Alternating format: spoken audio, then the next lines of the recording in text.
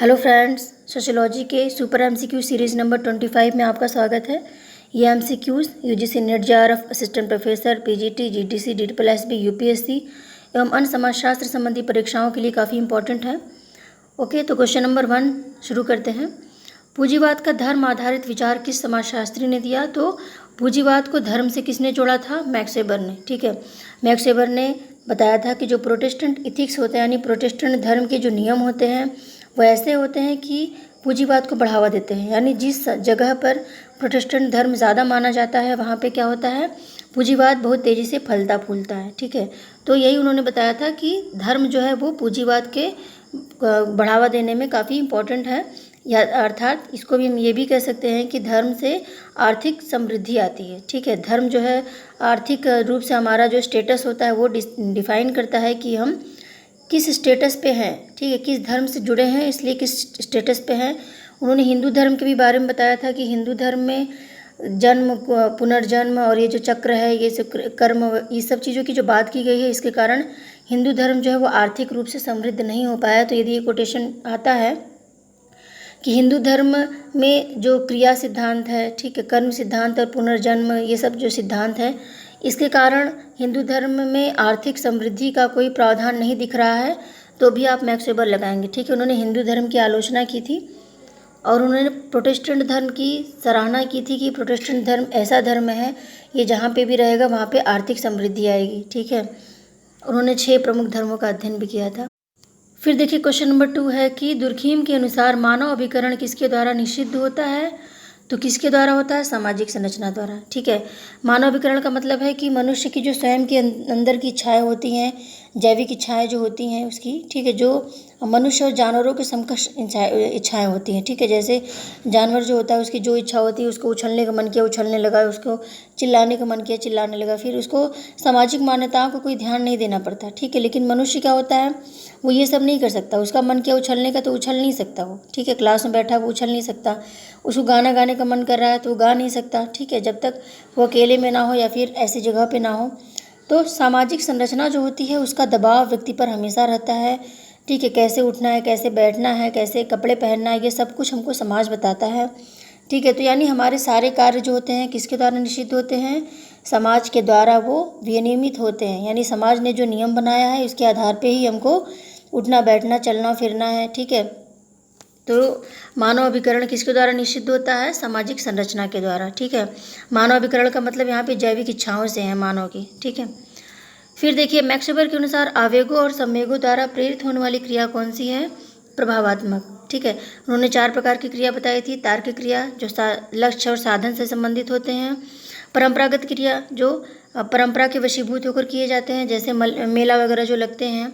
ठीक है, निश्चित समय पे एक निश्चित कारण, जैसे दशहरे में पुतले को फूका जाता है, जो रावण का पुतला होता है उसको जलाया जाता है। ठीक है, तो वो परंपरागत क्रिया है। मूल्यांकनात्मक क्रिया नैतिक आधार पर किया जाता है। ठीक है, जैसे किसी को कोई जिम्मेदारी मिली, उस जिम्मेदारी को उसने फॉलो नहीं किया, ठीक है, फॉलो नहीं कर पाया वो, तो क्या हो गया, उसने स्वयं को उसका जिम्मेदार मानते हुए अपने आप को सजा देना शुरू किए, तो मूल्यांकनात्मक क्रिया में हो जाएगा। लेकिन प्रभावात्मक क्रिया में काम, क्रोध, लोभ, मोह के वशीभूत होकर जो यदि कोई क्रिया की गई तो वो क्या गया? प्रभावात्मक क्रिया। ठीक है, यानी यदि किसी व्यक्ति ने रेप कर दिया, ये मान लीजिए ऐसे क्वेश्चंस पूछे जाते हैं तो आप जान लीजिए, तो क्या हो गया? वो प्रभावात्मक क्रिया हो गया, काम के वशीभूत होकर उसने ऐसा किया। ठीक है, किसी ने क्रोध में थप्पड़ मार दिया किसी दूसरे व्यक्ति को, तो वो कौन सी क्रिया हो गई? प्रभावात्मक क्रिया हो गई। ठीक है, किसी ने प्रेम में आलिंगन कर लिया तो वो भी प्रभावात्मक क्रिया हो गई। तो जो भी क्रियाएं संवेगों और आवेगों के वशीभूत होकर की जाती है वो प्रभावात्मक क्रिया होती है। फिर देखिए क्वेश्चन नंबर 4 है कि किसने प्रकार को समग्र के अनुरक्षण और कल्याण के अंग के योगदान के रूप में परिभाषित किया? तो स्पेंसर। ठीक है, यानी उन्होंने प्रकार को एक सावयव के रूप में देखा कि मान लीजिए एक मनुष्य है, उसके हाथ पैर हैं, ठीक है, तो सब कुछ है, तो हाथ जो है वो हाथ का काम कर रहा है, पैर पैर का काम कर रहा है, सर अलग काम कर रहा है, लेकिन इन सबके मिलने से ही मनुष्य की संरचना बनी है। ठीक है, यदि किसी व्यक्ति के सर ना हो तो वो चल भी नहीं पाएगा, वो कुछ सोच नहीं पाएगा, तो वो उसका अस्तित्व नहीं रहेगा। ठीक है, और यदि उसके हाथ ना हो तो भी उसको दिक्कत होगी, पैर ना हो तो भी दिक्कत होगी। ठीक है, तो इस तरह से मनुष्य जो है इसीलिए पूर्ण है कि समग्र के अनुरक्षण के कल्याण के लिए योगदान। प्रकार क्या है? यानी एक समग्र है, मान लीजिए समाज है, समाज के आर्थिक कारक, सामाजिक कारक, राजनीतिक कारक, आर्थिक है, सांस्कृतिक है, ठीक है, जैविक है। इन सारे चीज़ों को मिलने के बाद ही सामाजिक संरचना बनती है, ठीक है। जैविक भी ज़रूरी है, सांस्कृतिक भी ज़रूरी है, तभी सामाजिक संरचना बनी रहेगी। आर्थिक भी ज़रूरी है आवश्यकताओं की पूर्ति के लिए, ठीक है।